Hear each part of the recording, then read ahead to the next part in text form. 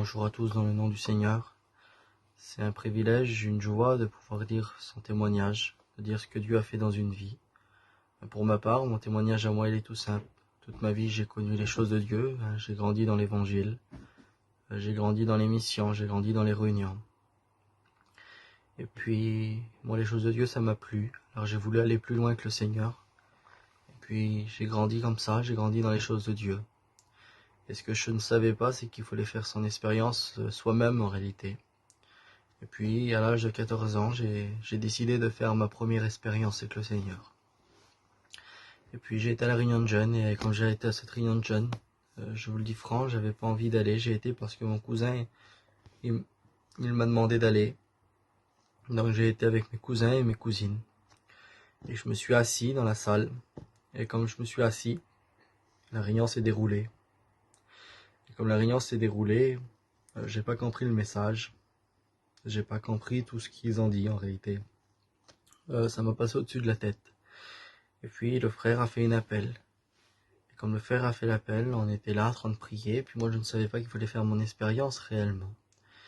Et puis j'avais pas été dans le but de faire une expérience car je ne savais pas réellement. Et puis là mon cousin, lui, il était à côté. Il a levé sa main, il est parti devant. Et mes cousines ont levé leurs mains, ils sont partis devant aussi. Et puis là j'étais là moi tout seul sur ma chaise. Et puis la jeunesse qui avait levé la main était devant. Et puis la jeunesse chrétienne, elle s'avait levée et puis elle les avait entourés. Et il priait pour eux. Et puis moi j'étais là tout seul sur ma chaise et le Saint-Esprit a parlé dans mon cœur. Il a dit, le jour que je reviendrai chercher mon église, tu resteras là sur ta chaise à cause que tu n'as pas fait ton expérience avec moi. Tu m'as connu, le Saint-Esprit disait, mais tu me connais pas réellement. Et sur ces mots-là, j'ai dit, Seigneur, je veux t'accepter. J'ai pas ressenti une présence quelconque. J'ai pas vu un ange descendre du ciel. Je me suis levé, j'ai été devant. L'Esprit de Dieu n'est pas descendu sur moi et j'ai été devant. Et je dis, Seigneur, maintenant je t'accepte.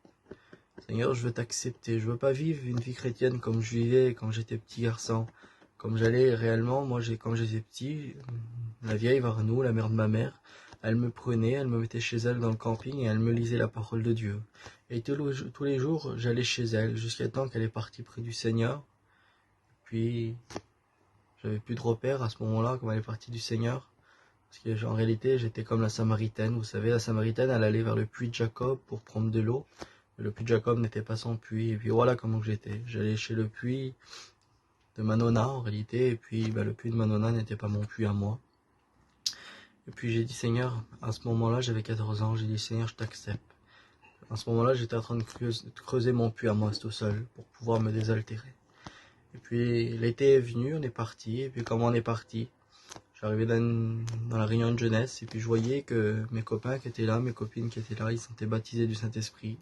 Le Seigneur leur faisait ce cadeau et puis moi que j'ai connu l'évangile tout petit, que je n'ai jamais fumé, que je n'ai jamais sorti, que j'avais jamais bu, j'avais rien fait de mal. Je voyais que je l'avais pas et j'ai dit cette prière au Seigneur. J'ai dit, Seigneur, si tu es réellement vivant, comme ma famille en dit, Seigneur Jésus, je veux recevoir ce que mes copains à côté de moi reçoivent, Seigneur Jésus. Parce que une journée avant, ils s'en avaient disputé quand même s'ils pouvaient faire à l'âge de 14 ans.